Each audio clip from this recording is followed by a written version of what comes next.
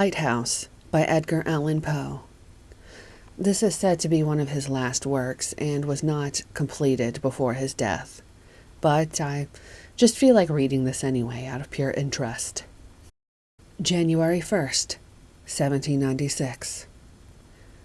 This day, my first on the Lighthouse, I make this entry in my diary, as agreed on with de Groot. As regularly as I can keep the journal, I will. But there is no telling what may happen to a man all alone as I am. I may get sick, or worse. So far, well. The cutter had a narrow escape, but why dwell on that, since I am here, all safe? My spirits are beginning to revive already, at the mere thought of being, for once in my life at least, thoroughly alone. For, of course, Neptune, large as he is not to be taken into consideration as society. Would to heaven I had ever found in society one half as much faith as in this poor dog. In such case I and society might never have parted, even for the year. What most surprises me is the difficulty de Groot had in getting me the appointment, and I, a noble of the realm. It could not be that consistory that had any doubt of my ability to manage the light. One man had attended it before now, and got on quite as well as the three that are usually put in. The duty is a mere nothing, and the printed instructions are as plain as possible. It never would have done to let Ordinoff accompany me. I never should have made any way with my book as long as he was within reach of me, with his intolerable gossip. Not to mention that everlasting meerschaum. Besides, I wish to be alone. It is strange that I never observed, until this moment, how dreary a sound that word has. Alone. I could half fancy there was some peculiarity in the echo of these cylindrical walls. But no. Oh, no. This is all nonsense. I do believe that I'm going to get nervous about my insulation. That will never do. I've not forgotten de Groot's prophecy. Now for a scramble to the lantern and a good look around to see what I can see. To see what I can see, indeed. Not very much. The swell is subsiding a little, I think. But the cutter will have a rough passage home, nevertheless. She will hardly get within sight of the Norland before noon tomorrow. Yet it could hardly be more than 190 or 200 miles. January 2nd. I have passed this day in a species of ecstasy, and I find impossible to describe.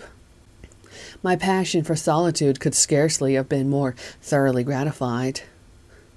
I do not say satisfied, for I believe I should never be satisfied with such delight as I have experienced today. The wind lulled about daybreak, and by the afternoon the sea had gone down materially. Nothing to be seen, within the telescope even, but ocean and sky, with an occasional gull. January 3rd. A dead, calm day. Towards evening, the sea looked very much like glass. A few seaweeds came in sight, but besides them absolutely nothing all day. Not even the slightest speck of cloud. I occupied myself in exploring the lighthouse. It is a very lofty one, as I find to my cost when I have to ascend its interminable stairs. Not quite 160 feet, I should say, from the low water mark to the top of the lantern. From the bottom inside the shaft, however, the distance to the summit is 180 feet at least. Thus, the floor is 20 feet below the surface of the sea, even at low tide. It seems to me that the hollow interior at the bottom should have been filled in with solid masonry. Undoubtedly, the whole thing would have been thus rendered more safe. But what am I thinking about? A structure such as this is safe enough under any circumstances. I should feel myself secure in it during the fiercest hurricane that ever raged.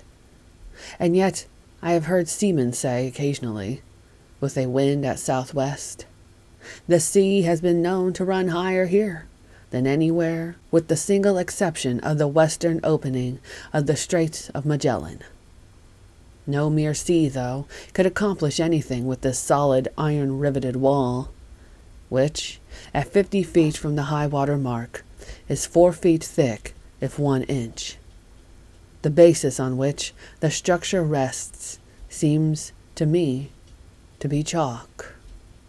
The final entry is technically January 4th, but there is nothing else written, and once again, this story was never completed.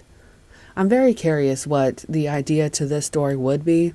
I feel like we already have an idea of what was to come. I'm very curious what you guys might think too, if you might want to comment what you think Edgar Allan Poe was going to go with this story. I think it's kind of obvious, probably because of our modern day culture and modern day horror movies, but I think this was going to be a very creepy, scary story where one way or another the keeper of this lighthouse would have lost his mind and probably would have been very bad, creepy weather, hurricanes, storms, maybe a flood of some sort too. Let me know what you think.